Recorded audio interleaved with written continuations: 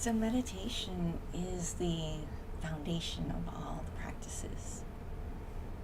Through meditation is where all of the structures that hold what you think of as yourself all start to melt. All these different beliefs, thoughts, sensations, mind states. They all start to break down when we meditate. Meditation begins by learning how to concentrate first. And when the mind finally becomes still, you find that opening, that expansiveness into spaciousness.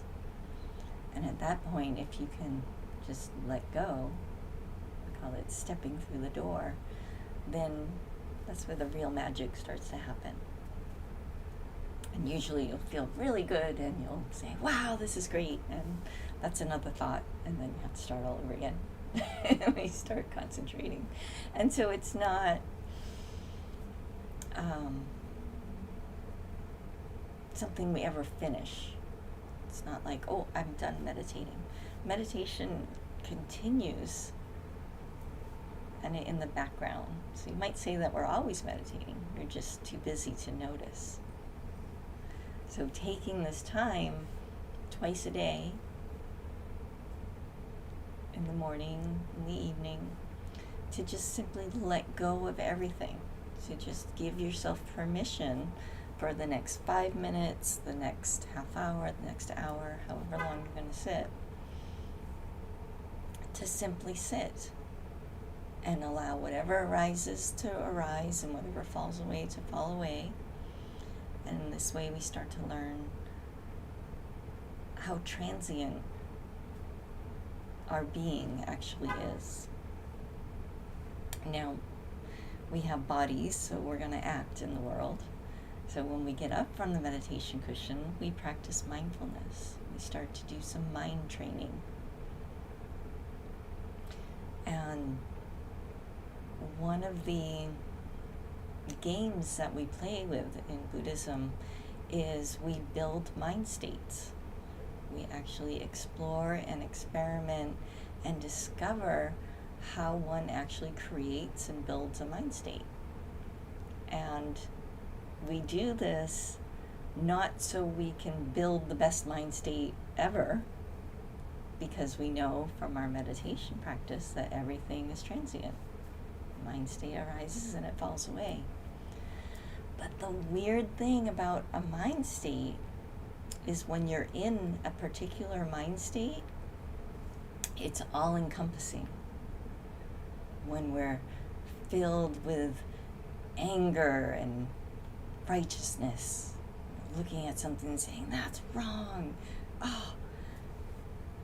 that fills our entire being. And we can't even conceive of seeing from a different point of view. When we're just laughing hysterically and we're just, having a really good time, in that moment, that's the only mind state that exists. So mind states are very interesting in that they create this illusion that's so complete that you truly believe that, no, this is how life is. And we see this is how we, people argue on social media is because they're stuck in a certain mind state and they're like, well, no, this is how it is. This is the only way it could be. And we start to reinforce that mind state because it makes us feel secure. But because we practice, we can actually play with these mind states. We can start to discover that, I can actually build my own mind state. I don't have to be in whatever state I happen to be in. I can actually change it, which I know might sound revolutionary, but it's really not that complicated. It all boils down to the one thing that we have control over, We think we can control our bodies. We think we can control our life. We think, just because we're driving the car that we're in control of it. But no, you're just influencing all of those things. The only thing we have control over is the focus of our mind. It's very, very small. But it's so powerful. It's everything. If you ever rode a motorcycle, you go where you're looking. That's just a fact of physics on a motorcycle. Wherever you're looking, that's where you're going to go. And the same is true in life. So wherever you're looking, whatever you focus on, you become. That's a very short teaching of how to build a mind state. But there are some games that we can play, games within games. And my favorite one, this one I teach to all beginners and even to people that have practiced for 50 years, is the gratitude and beauty game. So it starts by just noticing where your mind is. So the questions you ask are, what am I thinking? What am I feeling? And this isn't so you can judge, well, is this a good thing or is this a bad thing? It's just curious. What am I thinking? What am I feeling? And then notice, is this progressive? Is it helpful? Is it useful in this moment? Is it fun? That's probably my favorite question. Is this train of thought and these emotions that I'm entertaining, is it fun? And if it's not, again, it's not about judging it as good or bad. It's just noticing, is this actually helping my life or not? Is this helping me accomplish whatever I'm trying to do? Now, if you're trying to yell at somebody, then cultivating some anger can be helpful. But why you'd want to do that, I don't know. I'm sure there's reasons. But usually we're trying to do more interesting things, like create, work, go to work and accomplish whatever our job is efficiently. So we notice, what am I thinking? What am I feeling? And if it's not fun, if it's distracting, then we look around our immediate environment. That's the important part. It has to be something that's actually present. And you find something that you either feel gratitude for or that you find beautiful. So if you're, my favorite analogy, because our San Diego roads are so crowded, is driving. Driving on our crowded, busy freeway, and you're feeling the angst of everybody trying to get wherever they're trying to go faster, and everybody's annoyed, and you start to feel that, and now you start to have thoughts about all the things that annoy you, and you notice, I'm thinking about annoying things, I'm feeling agitation, but look, that's a really cool looking car over there. I really like that shade of blue. And you just appreciate the beauty of that blue color in that moment. And then your mind will go, but no, it's I'm late for work, I'm annoyed, and you have this little argument. And you say, well, no, that's a really beautiful color of blue. I'm just going to enjoy, this stop and go traffic, because now, look, I have a much better view of the blue. And you just keep pushing your attention back to the beauty. Gratitude works better for some people.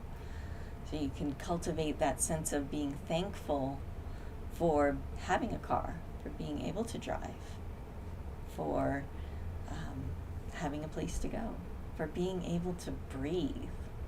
That one we always have available. Even if everything's blowing up around us, even if, somebody has cultivated a lot of anger and they're yelling at us, in the quiet of our being, we can just focus on that gratitude for being able to take that breath, for that gift of life. And again, the mind will argue and will say, well, no, you should be agitated, you should be upset, you need to worry about all these things.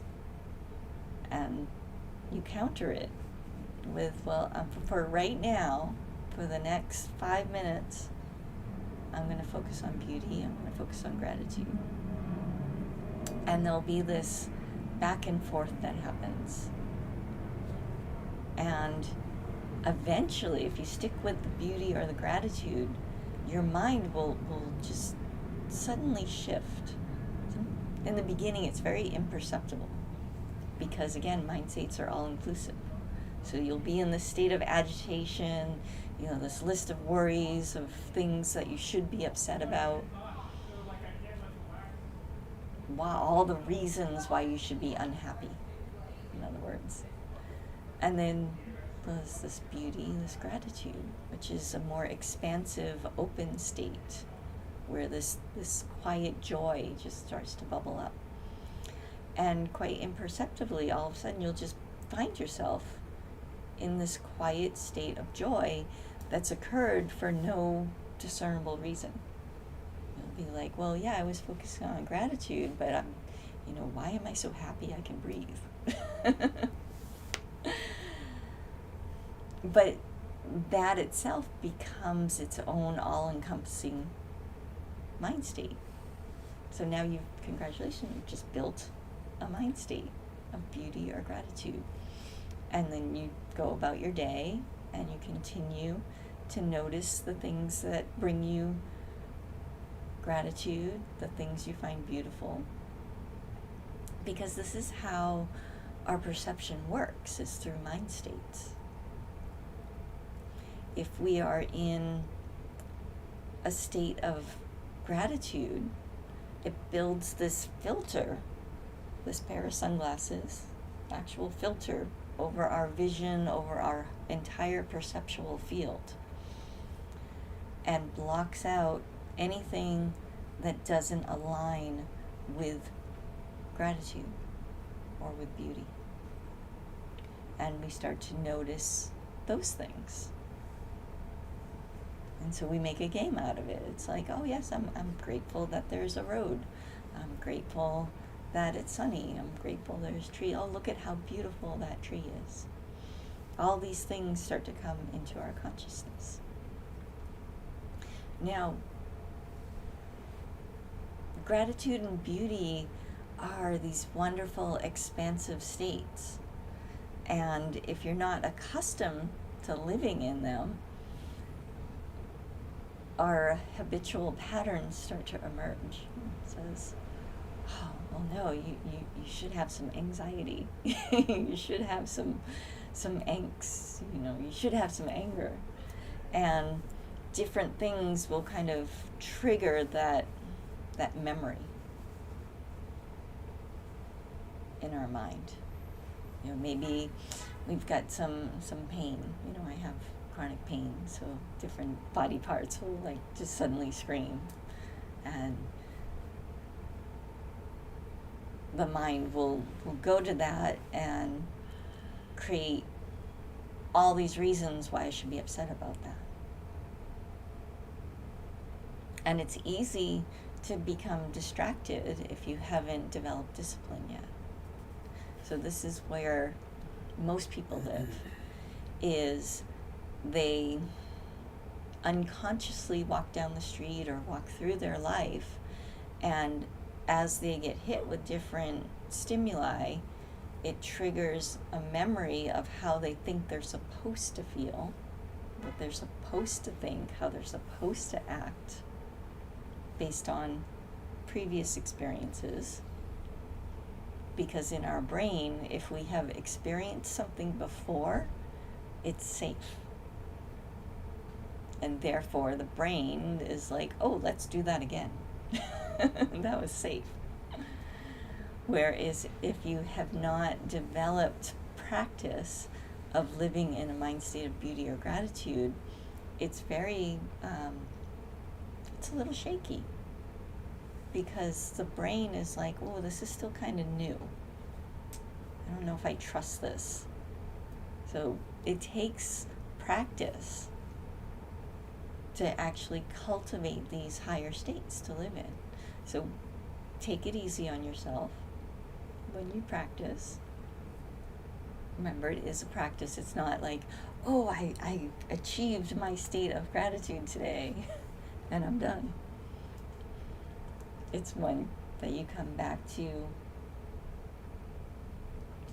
and cultivate over and over again. Hence the questions that we check in with ourselves throughout the day. What am I thinking? What am I feeling?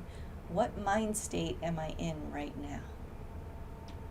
Am I even present, like with whatever I'm trying to do? If I'm trying to wash the dishes, am I actually washing the dishes?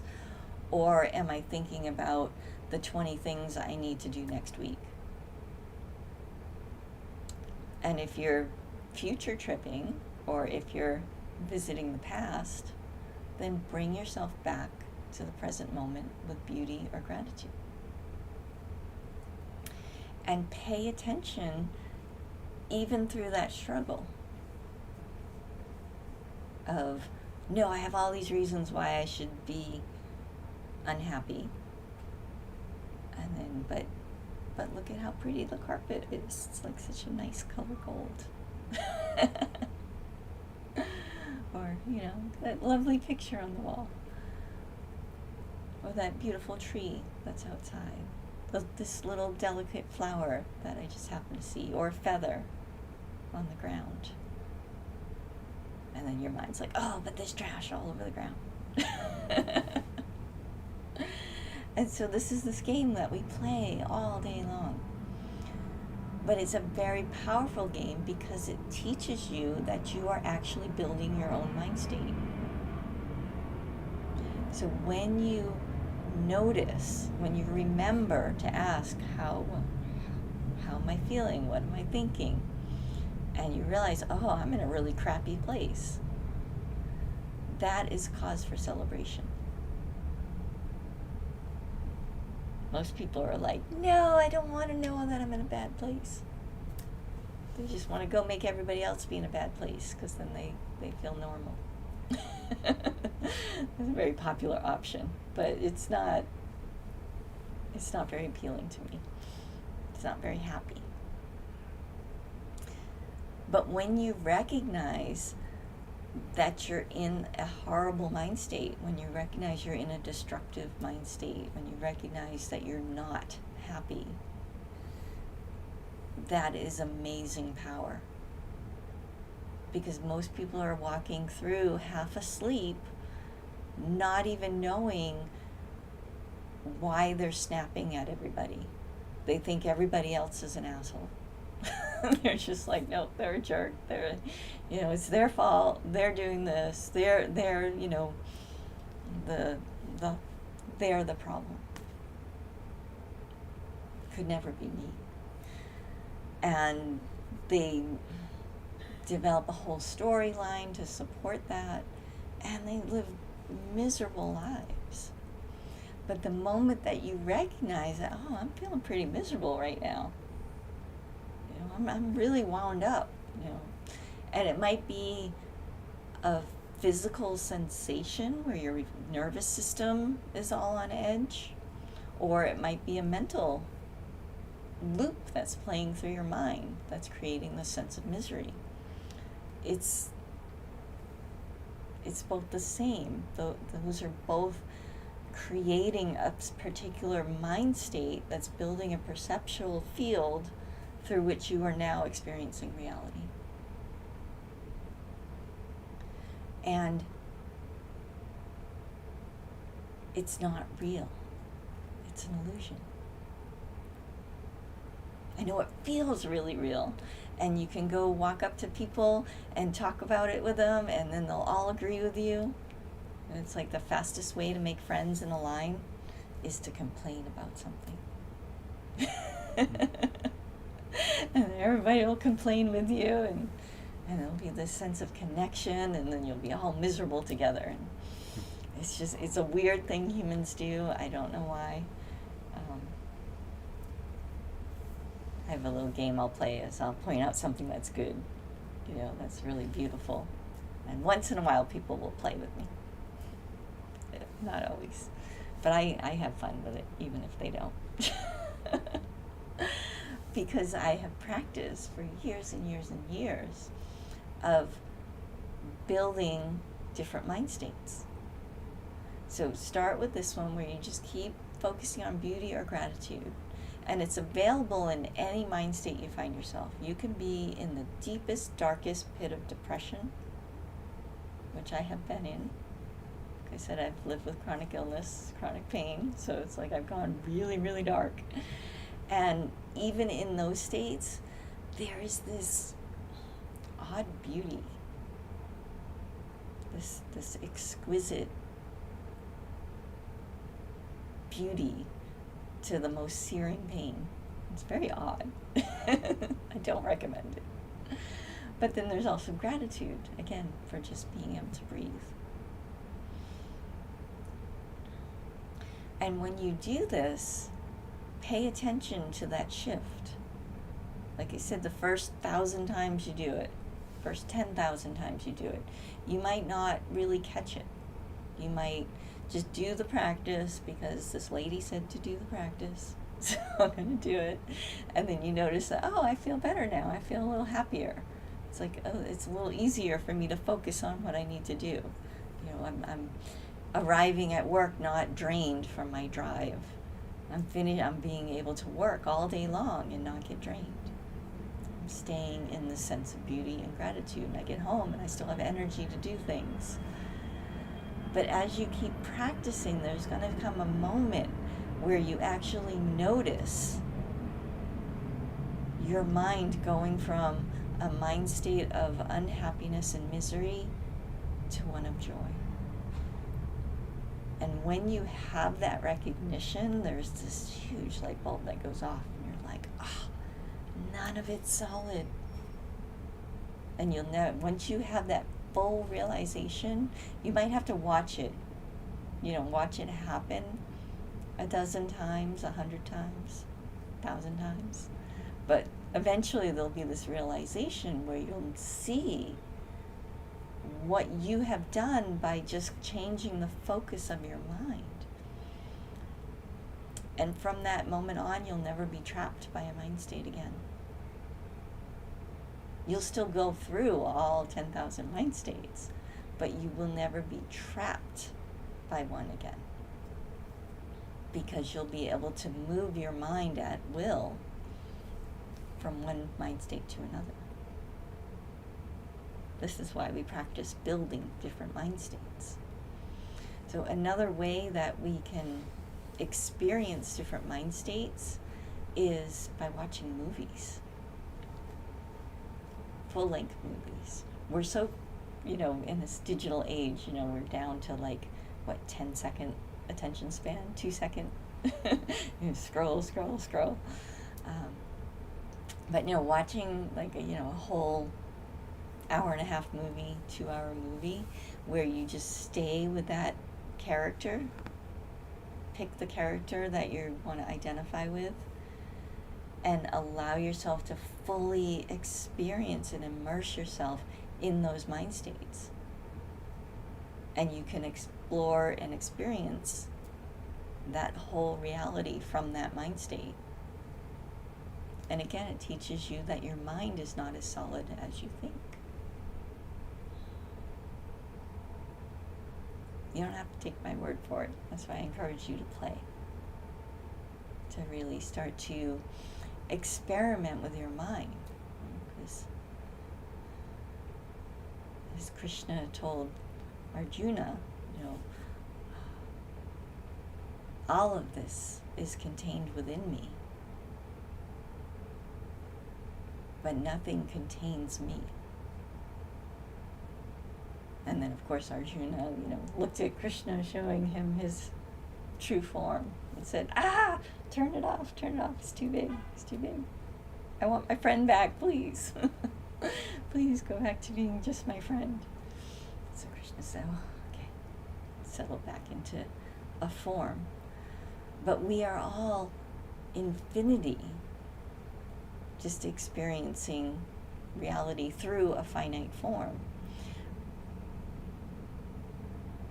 And when we learn how to build these different mind states, it allows us to play in this world instead of just being tossed around by it.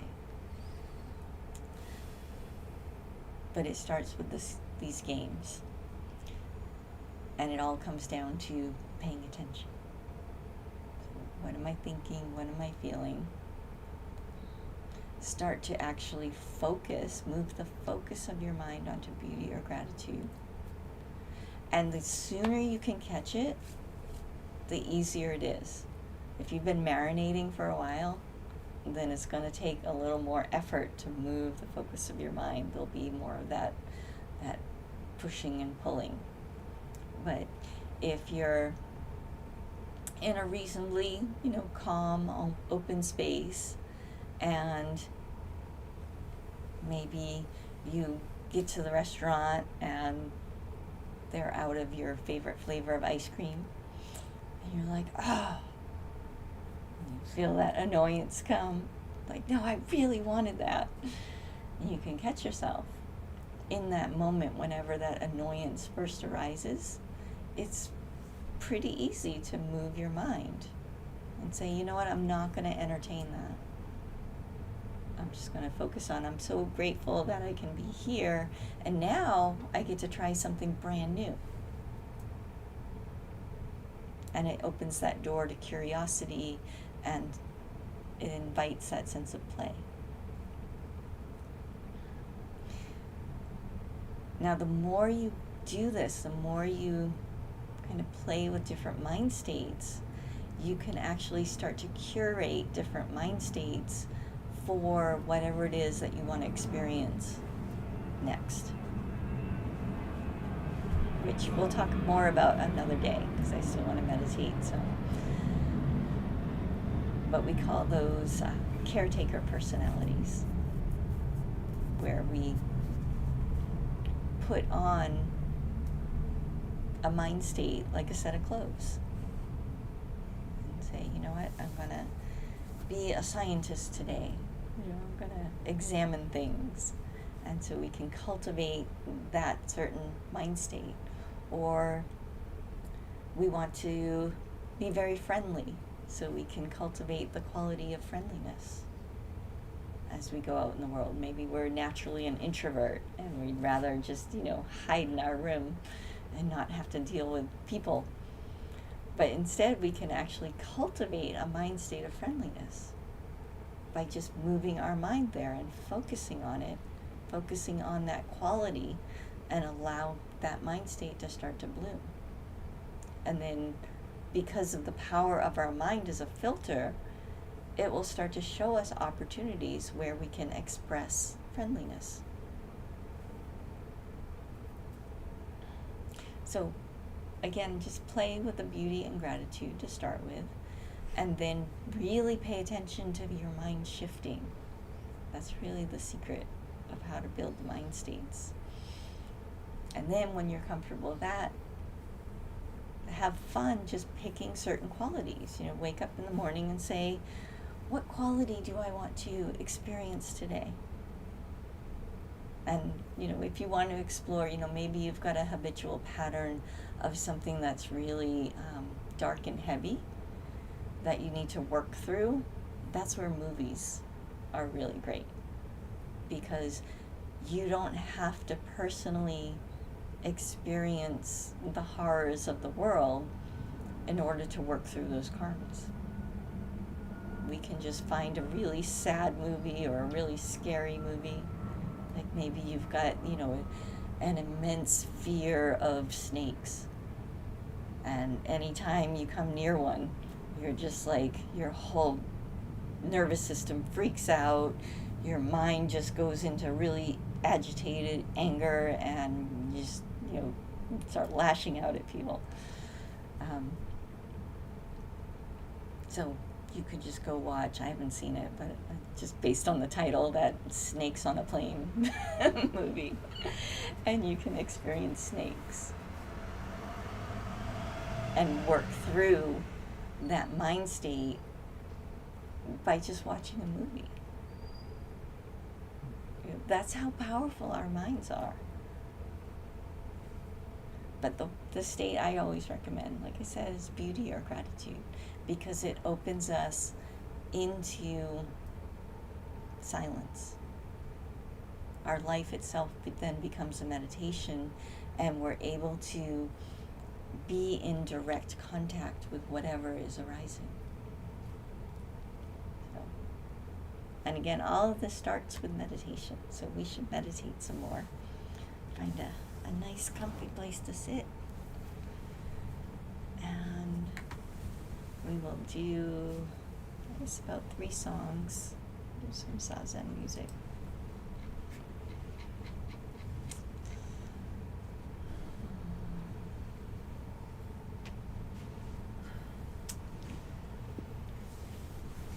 Is it okay to lay down? Yeah, as long as you can stay awake.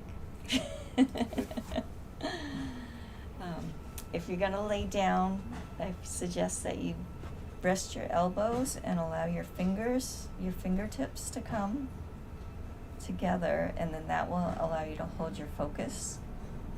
So just your fingertips.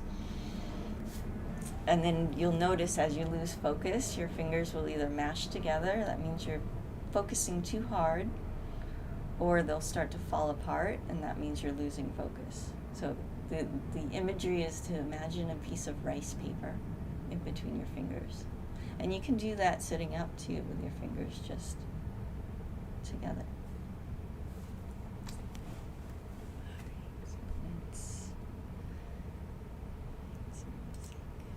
So we'll do 3 songs. Start on the navel center, so allow your attention to rest on the navel. And then we'll move up to the heart. Let your attention rest on the heart during the 2nd song. And the 3rd song, move your attention to your 3rd eye.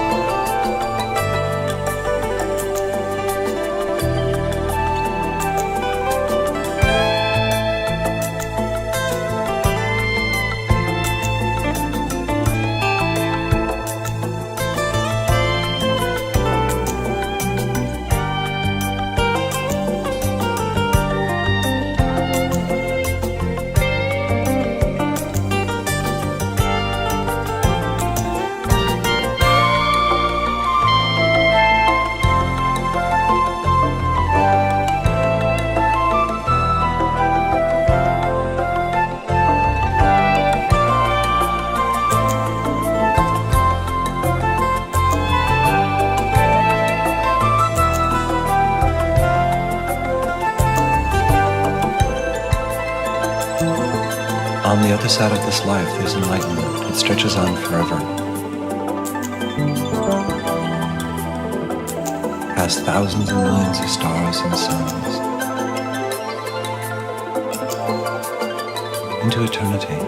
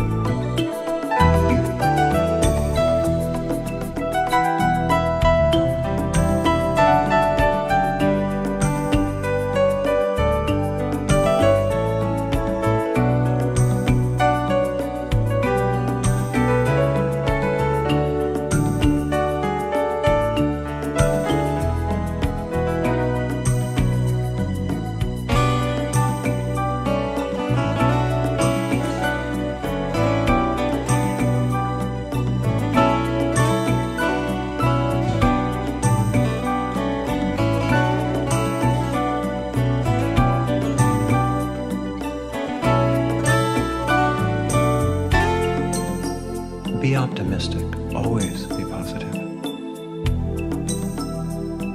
Because beyond this transient surface of pleasure and pain, there is endless ecstasy. You can't understand life. You can convince yourself that you have. What you can do is be empty, empty of thoughts and hatreds and violence, so that the clear light of perfect enlightenment can fill you to the brim.